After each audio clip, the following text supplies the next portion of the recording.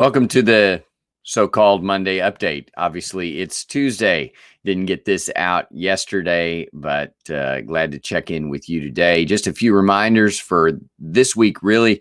One, looking down the road just a little bit, but let's get right to our three topics. Number one is our Thanksgiving baskets. We've talked about it several times. Our deadlines are approaching because Saturday is the day we'll hand out those Thanksgiving baskets, but we could still use some turkeys for sure and some sides. And so if you'll bring those, the sides, I want to tell you, we really need those by the beginning of services on Wednesday night. So before 6 p.m.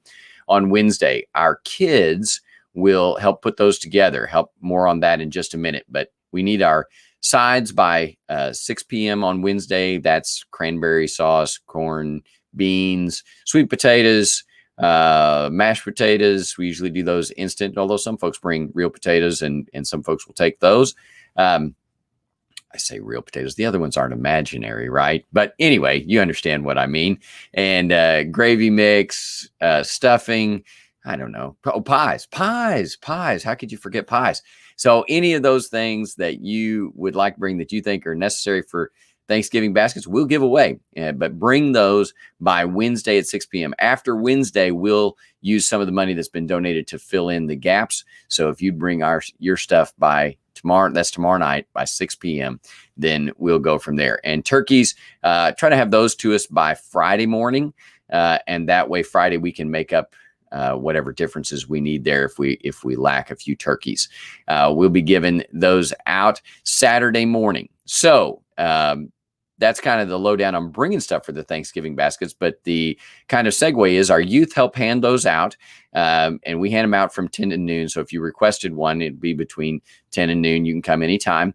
And our students, though, our youth get together at 9 o'clock that morning. We'll finish putting together whatever needs to be put together, and we'll hand those out. And there's a little incentive. We'll have breakfast for them. And so we're looking forward to that time. That's not closed. If you want to come and help hand out baskets, you'd be more than welcome, but it's a great way to involve our teenagers. And so that's what we've done in the past. And Wednesday night, as I mentioned just a couple of minutes ago, our grade school kids help put those together. Now you'd say, wait a minute, our grade school kids haven't been meeting. Right. That is the big news. So Wednesday night, we're kind of having a little kickoff event for our grade schoolers. They can come like they have in years past and help with our Thanksgiving baskets by putting them together. They'll make some little cards for them, I believe, some happy Thanksgiving kind of cards that we can put in the boxes, and folks love to get those. But then they also help assemble those in kind of an assembly line fashion.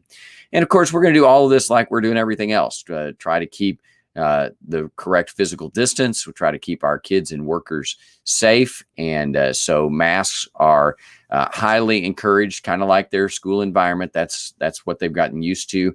And our elementary schools are, of course, still in person. Our high school and middle schoolers, we understand, are in virtual this week, mostly due to some staffing shortages. Has not affected our kids as bad, and we're very thankful for that. But still, we want to protect our workers, and a lot's not known there. So we want to keep the distance and the masks as we have in all our other activities. But then on the 2nd of December, so we'll have something for them this Wednesday, putting together our Thanksgiving baskets. Then, of course, the Wednesday of Thanksgiving week, we usually don't meet. So then the 2nd of December, I believe, is the first Wednesday in December. We're going to start Wednesday night activity for our grade schoolers, kindergartner through 5th grade. Our 4th and 5th graders have already been meeting for Sunday school on Wednesdays for a while, and they're going to continue that. And we're going to start groups for the other grades, and we're going to use our Sunday school curriculum. So it's kind of Sunday school on Wednesday night.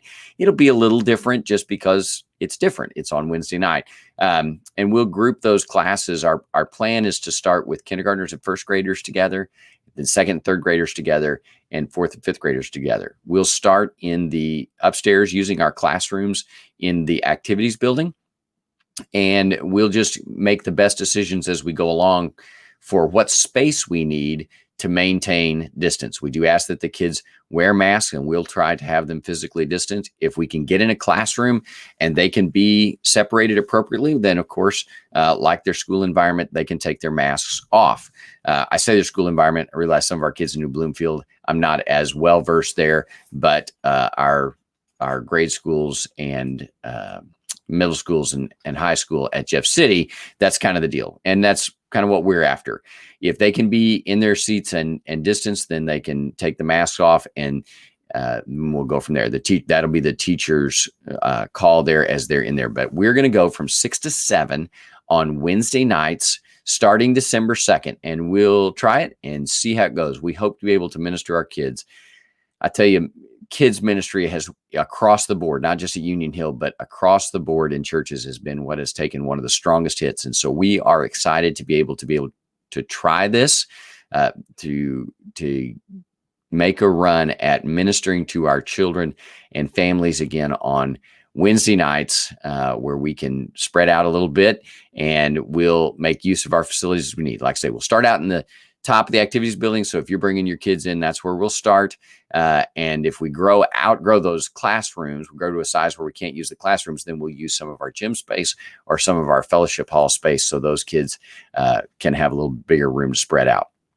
We have to divide our groups so we keep them manageable. That would be a great problem. So we're going to start kids ministry, kind of a kickoff event tomorrow night at 6 o'clock, and then starting our regular classes using our Sunday school curriculum Wednesday, December 2nd for our grade school, kindergarten through 5th grade kids. Of course, our youth will continue meeting just like they have been, and hope your kids will come and join us for our kind of Sunday Summit Kids Sunday School on Wednesday nights.